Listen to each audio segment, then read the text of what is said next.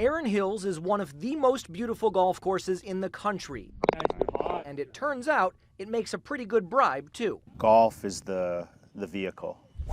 Golf is what gets them in here. That's former U.S. Army Airborne Infantryman Matt McDonnell, founder of Next 18, a nonprofit organization running 3.5-day golf camps for veterans and first responders. Playing at Erin Hills is the draw, but getting them here, getting them in the seats, that's when we do the work.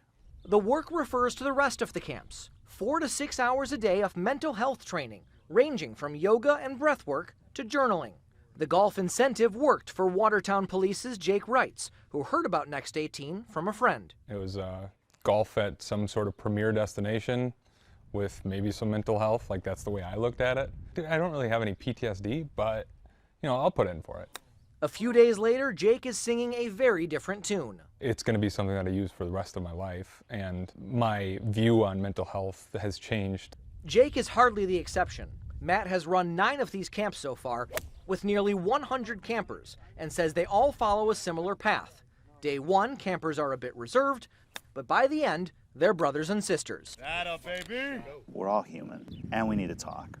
I went through some pretty dark stuff a couple years ago, and I felt very alone. I didn't want to die, but I didn't want to live. It's estimated there are about 17 U.S. veteran suicides a day.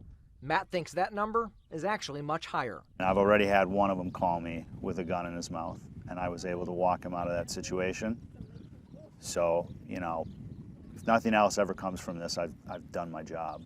Can a program like this save lives? Absolutely. I mean, there's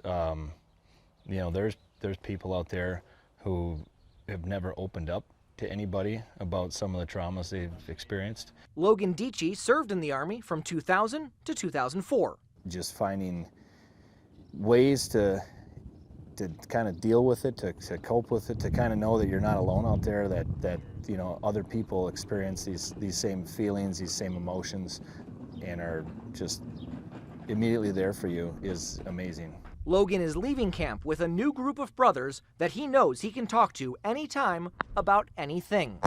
The network that's kind of created out of it. We're gonna do one more. That might be that one phone call that person can make, before they decide to do something that they can't take back. What do you hope they take away? That they're not alone. That's Matt's message. And as beautiful as Erin Hills is, that message is what sticks with the Next 18 campers. Scott Grodzki, CBS 58 Sports.